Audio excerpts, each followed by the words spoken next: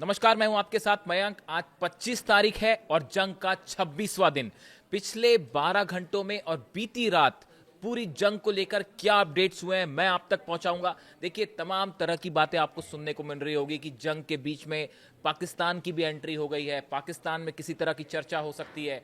खबरें ये भी आ रही हैं कि पुतिन भी अब एक अहम रोल अदा कर रहे हैं इस पूरे मामले में। और ये भी कहा जा रहा है कि सऊदी और यूएई दोनों ने बड़ा फैसला किया है ईरान को लेकर। इन चारों देशों का रुख क्या होगा, इसके बारे में हम बात करेंगे, लेकिन सबसे पहले बात करते हैं इजराइल की। बीती रात एक बार फिर इजराइल में मिसाइल की बरसात कर दी है ईरान ने। और आप देखिए, 4 ऐसे शहर हैं जिनको पिछले 12 घंटे के अंदर निशाना बनाया गया ईरान की तरफ से। तेल अवीव, डिमोना, जेरूसलम, किरियत शिमोना, ये 4 जगह हैं जहां पे आप ये कहिए कि खुर्रम शहर 4, फतेह 2, सेजल, सब मिसाइल्स जो हैं लगातार बरस रही हैं। और जो तस्वीरें सामने आई हैं, जो इम्पैक्ट हुआ है तेल अवीव में, कई जगह तो ये हालात हैं कि कई मीटर गहरे गड्ढे हो गए हैं तेल अवीव में। और बताया जा रहा है, जो आपने सुना है, कि 1000 से 2000 किलो के बीच के बारूद के साथ अब मिसाइल्स बरस रही हैं। यानी देखिए, ये जो तमाम चर्चाएं आपने सुनी होगी ना कि पाकिस्तान में चर्चा होने वाली है, मुस्तबा खामेनी चर्चा के लिए तैयार हो गए हैं, इस तरह की तमाम बातें, जो कई तो अफवाहें हैं उसमें जिनका कोई सिर धरिया नहीं है, मैं उस पर बात करूंगा। लेकिन इन सब बात के बीच में एक बात जो तय है वो ये है कि इजराइल पर मिसाइलें बरसना नहीं रुकने वाली। चाहे किसी तरह की बातचीत हो, चाहे बातचीत ना हो, इन सब बातों के बीच में जो बात तय है वो ये तय है कि इजराइल में तबाही हो रही है और ये तबाही जारी रहेगी। इजराइल पर हमले नहीं रोके जाएंगे, ये बात ईरान की सेना ने तय कर ली है।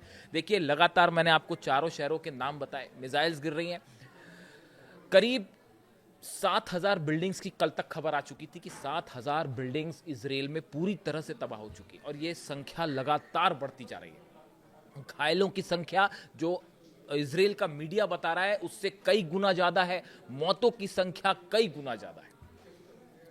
और इसको लेकर आपको पता ही है, इजराइल में जो है किसी तरह के दावे नहीं होते। और सबसे खतरनाक स्थिति जो है, कल मैंने आपको बताया था, अपने पिछले वीडियो में आपको बताया था मैंने, कि किस तरह से जो है डोनाल्ड ट्रंप ने कहा कि हम हमले नहीं करेंगे। लेकिन उसके बाद कल 3 ठिकानों पर ईरान में, जो कि गैस और इलेक्ट्रिक स्टेशंस थे, उस पर अलग अलग हमले किए गए। और उसके बाद ईरान का वो गुस्सा देखने को मिला कि रात को तो मिसाइल बरसी बरसी, बीते दिन भी लगातार मिसाइल बरसती रही, और पूरी तरह से इजराइल का डिफेंस सिस्टम धुआं धुआं हो चुका है।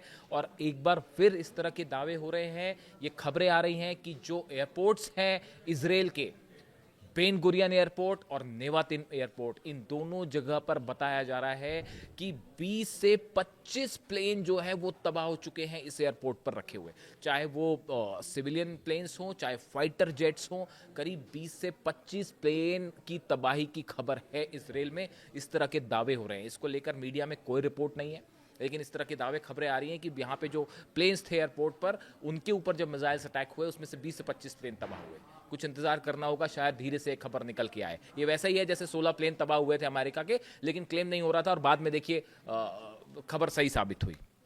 इसके अलावा देखिए, 2 बेहद अहम खबर है। पहली खबर है, जो आपने सुना होगा कि पाकिस्तान को लेकर इस तरह की चर्चाएं हैं कि पाकिस्तान जो है वो ईरान और अमेरिका के बीच में एक बातचीत करवाने की कोशिश में है। इस तरह की खबरें आपने सोशल मीडिया पर सब तरफ देखी होगी। और ईरान की संसद के जो स्पीकर हैं, मोहम्मद बागर गलीबाफ, बताया जा रहा है कि इस तरह की खबरें थी कल, इस तरह के दावे हो रहे थे अलग अलग अखबार में कि इनकी तरफ से जो है वो बातचीत, ईरान की तरफ से ये बातचीत कर सकते हैं। इस तरह की तमाम बातें आई। कुछ लोगों ने ये भी कहा कि ये पाकिस्तान पहुंच चुके हैं, और ये कहा गया कि जल्दी जो है वो बातचीत शुरू हो सकती है दोनों देशों के बीच में। ऐसे दावे हैं। ईरान की तरफ से इस तरह का कोई कंफर्मेशन नहीं है, ना ही इसी तरह की कोई खबर है कि ईरान ने किसी तरह की बातचीत का प्रस्ताव रखा है, या किसी बातचीत को स्वीकार किया है, या अपने रिप्रेजेंटेटिव कहीं भेजे जा रहे हैं। अभी तक ईरान की तरफ से ऐसी कोई खबर नहीं है, मैं आपको साफ कर देना चाह रहा हूं।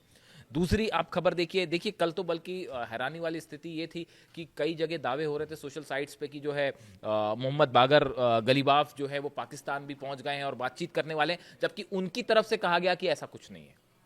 यानी ये भी एक बड़ी अजीबोगरीब स्थिति है। देखिए ऐसे तमाम बात हो सकती है, तमाम चीज़ें सामने आ सकती हैं, लेकिन इसमें सबसे अहम बात है कि ईरान के विदेश मंत्री वो क्या कहते हैं।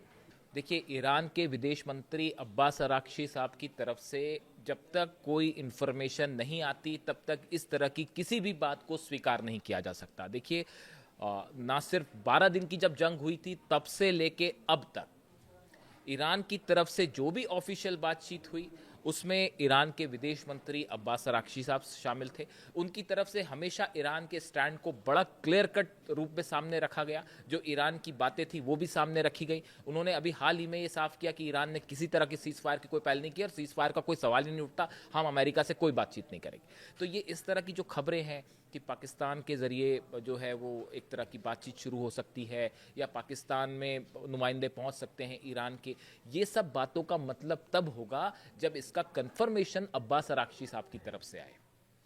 इस समय ईरान की विदेश नीति को इस जंग के माहौल में बेहद खूबसूरती के साथ अगर किसी ने रखा है तो वो है ईरान के विदेश मंत्री। बेहद नपे तुले शब्दों में बात करते हैं, वो हर बात का मतलब जानते हैं कि वो क्या कह रहे हैं। जब तक उनके सोशल हैंडल से या उनकी तरफ से प्रेस में ये बात जानकारी नहीं दी जा सकती तब तक मेरे मुताबिक जो मेरी समझ कहती है कि इस तरह की किसी भी बात पर विश्वास नहीं किया जा सकता जो खासकर अमेरिका से आ रही हो या फिर सऊदी के कुछ अखबार दावा कर रहे हो। ये बहुत ही भ्रमित करने वाली बात है। देखिए डोनाल्ड ट्रंप ने ये भी कहा था कि हम 5 दिन हमले नहीं करेंगे और वो हमले हो गए। पिछली बार 6 दौर की बातचीत हुई, बातचीत के बीच में कहा जा रहा था कि हम हमले नहीं होंगे, बातचीत होगी और बातचीत के बाद हमले हो गए। इसलिए एक बड़ा इंफॉर्मेशन वॉर छिड़ा हुआ है जिसमें एक साइकोलॉजिकल गेम चल रहा है, जिसमें अलग अलग तरह के दावे हो रहे हैं। लेकिन जब तक इसमें ईरान की तरफ से कोई ऑफिशियल स्टेटमेंट ना आए या अब्बास अराक्ची साहब खुद ये ना कहें तब तक इस तरह की किसी भी बात पर कोई विश्वास नहीं किया जा सकता। ये ज़रूर है कि पर्दे के पीछे से जो इन्फॉर्मेशन आप तक भी होगी कि पर्दे के पीछे से जो है वो तमाम तरह की बातचीत हो रही है, जो कुछ खबरें छपी हैं। देखिए मैं आपको गार्जियन जो अखबार है उसका पढ़ के बताता हूं। उन्होंने लिखा है diplomatic sources said the US and the Iran could meet for negotiation in Islamabad as early as this weeks to discuss an end to the war which began almost a month ago. अब इसमें ये कहा गया है, guardian जो है अखबार वो ये दावा कर रहा है कि भाई इस तरह की बातचीत सोर्सेज से आ रही है कि इस्लामाबाद में हो सकती है। Pakistan military leadership has been attempting to broker negotiation between the US and the Iran. इस तरह की बात आई है कि ईरान की जो पाकिस्तान की जो मिलिट्री लीडरशिप है उनकी तरफ से कोशिश हो रही है कि दोनों देशों के बीच में बातचीत हो। इस तरह की खबरें जो है वो गार्जियन ने छाप रखी। लेकिन सवाल ये है कि इस पूरे मामले को लेकर इस समय ईरान का क्या कहना है ये अभी साफ नहीं है। ईरान ने अभी तक IRGC का जो पॉइंट है वो साफ है, कोई सीज फायर की बात नहीं होगी, किसी तरह के प्रस्ताव पर कोई बातचीत नहीं होगी और वो जो स्टैंड है उस पर कायम है कि जंग नहीं रुकेगी।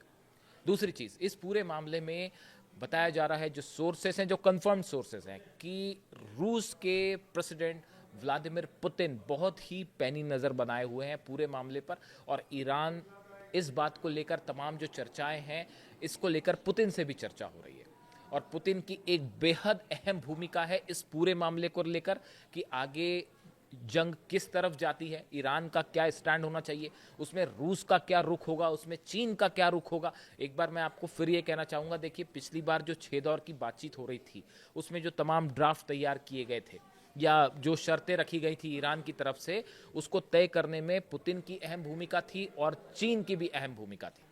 और इनसे चर्चा करने के बाद ये बात ईरान ने भी कही थी कि हम अपने साथियों से चर्चा कर रहे हैं। यानी इस पूरे मैटर में जो इस तरह की खबरें हैं कि क्या कोई सीज फायर की बात हो सकती है या कुछ शर्तों पे चर्चा हो सकती है, जो दावा बार बार ट्रंप कर रहे हैं, इसमें पुतिन का कहना, पुतिन क्या सोचते हैं, ये भी बेहद अहम होने जा रहा है। रूस की तरफ से बात कही गई है फिर से एक बार कि अली खामनेई साहब को टारगेट करना अमेरिका की बड़ी भूल थी और लीडरशिप को निशाना बनाना बड़ी भूल थी। देखिए मैं खुद भी इस बात को व्यक्तिगत रूप से मानता हूं कि इस जंग में जो सबसे बड़ी गलती हो गई अमेरिका की और इजराइल की वो है ईरान के सुप्रीम लीडर को टारगेट करना। देखिए जंग होती है, 2 देश आपस में लड़ते हैं और जंग रुकती भी है, लेकिन अली खामेनेई साहब सुप्रीम लीडर थे, रिलीजियस लीडर थे। दुनिया में करोड़ों लोग उनसे मोहब्बत करते थे, उनका रिस्पेक्ट करते थे। वो एक लीडर थे करोड़ों लोगों के, और हमेशा रहेंगे भी। उनके ऊपर निशाना बनाना ये एक ऐसी घटना थी जिसको आप देखें, अगर आप हिस्ट्री पढ़ें तो इतिहास में कई बार कहा जाता है कि वर्ल्ड वॉर वन में ये टर्निंग पॉइंट था जिसकी वजह से वर्ल्ड वॉर शुरू हो गया, तात्कालिक कारण था जिसके कारण वर्ल्ड वॉर शुरू हो गया, या ये घटना थी वर्ल्ड वॉर टू की जिसके कारण वर्ल्ड वॉर छिड़ गया, या हिटलर ने जो है वो पोलैंड पे अटैक कर दिया या रशिया पे अटैक कर दिया, यहाँ से पूरा गेम। इस तरह के तमाम दावे होते हैं। उसी लेवल की एक बड़ी मिस्टेक थी अली खामेनेई साहब को टारगेट करना, और ये वजह है। इसी वजह से पूरा ईरान इस समय भयंकर गुस्से में। आप जो तस्वीरें देख रहे हैं, आप सोशल मीडिया में देखिए किस तरह की तस्वीरें सामने आ रही हैं। मैं एक वीडियो देख रहा था जिसमें ईरान का एक शख्स जो है वो हाथ में बैनर लेके घूम रहा था कि मैं शहीद होना चाहता हूं ईरान के लिए। रिपोर्टर ने उनसे पूछा कि भाई ये आप क्या वाकई ऐसा करना चाहते हैं? तो उनका जवाब था कि मेरे घर के ऊपर मिसाइल गिरी है और मेरे बच्चे, बहू और बेटी की मौत हो चुकी है, मेरी पत्नी की मौत हो चुकी है, मेरे घर में कोई नहीं बचा, अब मैं भी ईरान के लिए शहीद होना चाहता हूँ। तो साहब हकीकत ये है, ईरान का बच्चा बच्चा, हर शख्स ईरान के लिए, अपनी ज़मीन के लिए जान देने को तैयार है, शहीद होने को तैयार है। ऐसे मुल्क को दुनिया की कोई सेना परास्त नहीं कर सकती। हकीकत सिर्फ यही है, ऐसा तमाम एक्सपर्ट्स का मानना है। और देखिए हॉर्मूज का जहाँ तक प्लान है, अब ये देखिए इस बारे में कुछ कहना अभी ठीक नहीं है कि पर्दे के पीछे क्या बातचीत हो रही है, नहीं हो रही है, कौन क्या कोशिश कर रहा है। बहुत सारी ऐसी खबरें हैं जिनका कोई सिर पैर ही नहीं है। हकीकत यह है कि इजराइल पर मिसाइलें गिर रही हैं, और अगर एनर्जी सेक्टर पर किसी तरह के हमले होते हैं जो कल भी जारी थे, उसका नतीजा ईरान की सेना जबरदस्त तरीके से देगी। और ईरान ने यह भी कहा है कि अभी सबसे बड़ा सरप्राइज बाकी है, अभी बड़ा हमला होना बाकी है, और इसको लेकर दुनिया के तमाम डिफेंस एक्सपर्ट परेशान हैं कि भाई ईरान के पास और क्या हथियार है, क्या होने जा रहा है, क्या लंदन पे हमला हो सकता है, बर्लिन पर हमला हो सकता है, पेरिस पर हमला हो सकता है, या इससे बड़ा और भी कुछ हो सकता है। इजराइल का डिमोना कब तक सुरक्षित है पता नहीं, और जिस दिन उस पर मिसाइल गिर गई न्यूक्लियर सेंटर पर, उसके बाद क्या होगा। तो ऐसे तमाम सवाल हैं जिनके जवाब फिलहाल किसी के पास नहीं है। देखिए इसके साथ ही जो है एक अहम खबर, डेवलपमेंट जो ये भी है कि स्टीव विटकॉफ और जेरेड कुशनर, जो पहले भी बातचीत की कोशिश करते रहे, ये तमाम देशों से बात कर रहे हैं। करीब 22-23 देश ऐसे हैं जो ईरान को रोकने की कोशिश कर रहे हैं कि किसी तरह से ईरान मान जाए। तो आज देखिए हकीकत क्या है, पूरी दुनिया की इकोनॉमी घुटने पे है, परेशान है, हर शख्स परेशान है पूरी दुनिया में। अमेरिका हो, इजराइल हो समेत 22 देश, 12 नहीं 22 देश, 12 तो अरब देश है जिन पर हमले हुए, 22 देश जो हैं उन पर अकेला ईरान भारी पड़ रहा है।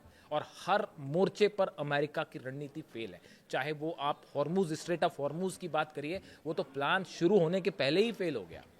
बताया यही जा रहा है कि वो जो प्लान तैयार हुआ था हॉर्मूज वाला, जो डोनाल्ड ट्रंप ने तैयार किया था, अमेरिकन एक्सपर्ट्स ने रोक दिया कि अगर यहाँ पे मरीन्स भेजेंगे तो इतनी कैजुअलिटी होगी, इतनी बड़ी संख्या में मरीन्स मारे जा सकते हैं अमेरिका के, जो इतिहास में कभी ना हुआ हो।